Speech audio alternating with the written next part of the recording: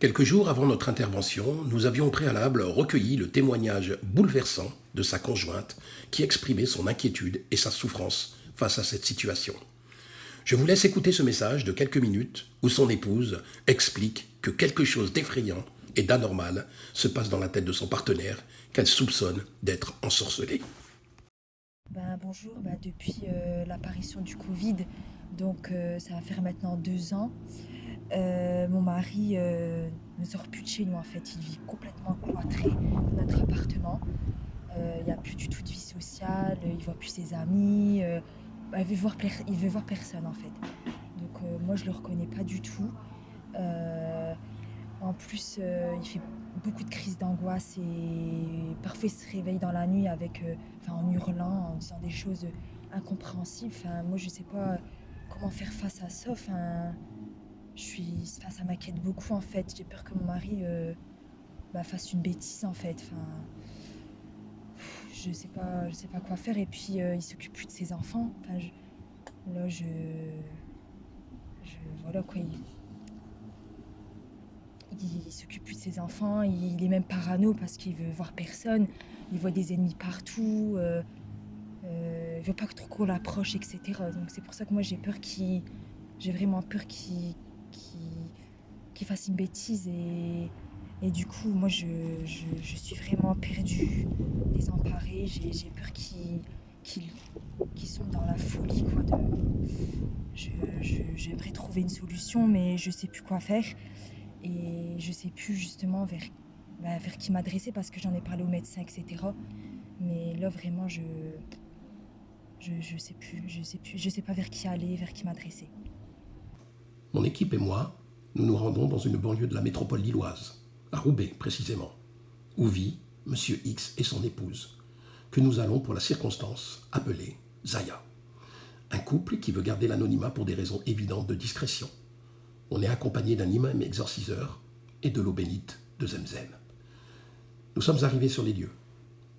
On perçoit une drôle et inquiétante émotion de peur, d'angoisse. J'ai du mal à définir cette atmosphère. Je ne sais pas ce qui se passe, mais c'est étrange. Je sonne.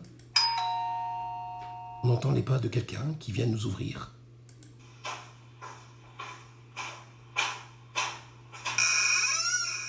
Bonjour madame, vous êtes Zaya ?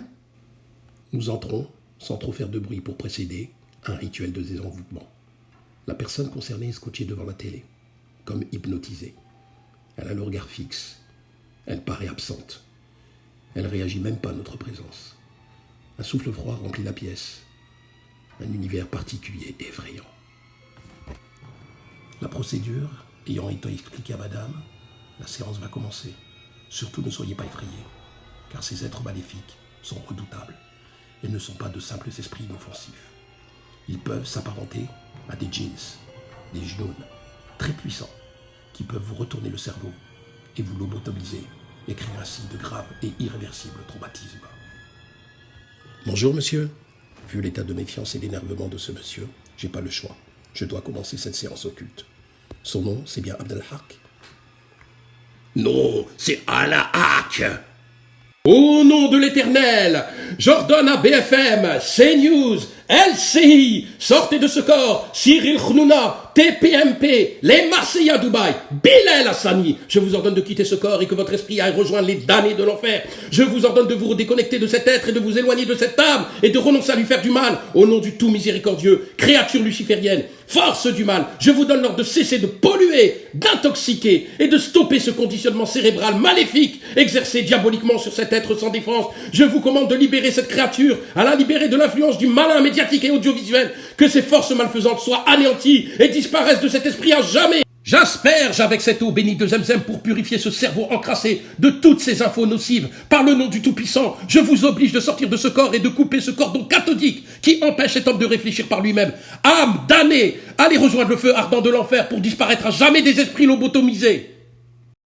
Quelques jours après notre reportage, nous sommes retournés rencontrer ce couple pour prendre de leurs nouvelles.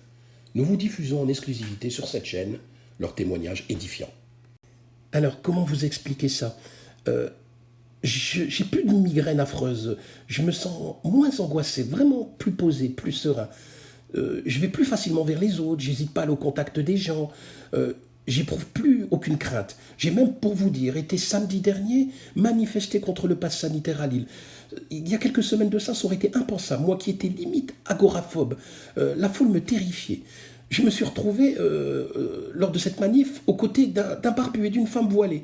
Nassera, une dame très gentille, hein, alors qu'auparavant, rien que leur présence m'effrayait. J'étais terrorisé, peur qu'ils me fassent du mal ou qu'ils m'égorgent, comme c'était dit dans les médias. Vraiment, aujourd'hui, je revis. J'ai l'impression que j'avais subi un lavage de cerveau, comme si j'étais, vous voyez, lobotomisé, conditionné. On a tellement sympathisé avec ce couple qu'on a même fait un barbecue, méchoui mouton, pour la bar mitzvah du fils à Moïse, Hugo, en compagnie de notre charmante voisine qui, au passage, je salue, Brigitte, oui, Brigitte Bardot, qui nous a rejoints. On a même eu un remix en exclu de son tube. Vous voyez, je reconnais plus personne en Harley Davidson. Moïse, c'est le prénom hébraïque d'Éric Zemmour. Vous saviez pas? C'est quand il va à la synagogue. Chut. Éric, c'est pour les plateaux TV. Il m'a dit, ça passe mieux quand tu veux duper les électeurs incrédules. Il m'a bien expliqué le concept. Il m'a dit, c'est comme la taquilla, cette ruse-là qui consiste à dissimuler sa foi, mais version israélienne. C'est plus subtil, plus sournois. Marine, qui habite à 2 pâtés de maison, elle n'a pas pu nous rejoindre, elle, ce jour-là. Elle avait un meeting avec de potentiels électeurs, des anciens adeptes de Daesh, m'a-t-elle dit, des repentis, fraîchement rapatriés sur le territoire. Alors, pour obtenir leur vote, elle s'est même excusée d'avoir déversé sa haine de l'islam. Elle a dit que c'était à cause de Papa Jean-Marie qui l'avait endoctriné depuis son enfance. Alors pour obtenir leur vote, elle leur a même fait de belles promesses, hein, de doubler le RSA, de condamner le blasphème, et si elle y arrive, d'envisager une loi pour permettre la polygamie, et peut-être même de cacher par un voile islamique la coiffure de l'effigie de Marianne. Elle n'a pas le choix maintenant, elle est prête à tout. Les convictions à la poubelle, elle doit ratisser l'âge quand on est en perte de vitesse. Si vous aviez, Abdelhak, un conseil à donner à nos concitoyens, quel serait-il? Eh ben ce serait: éteignez vos télés et allumez vos cerveaux.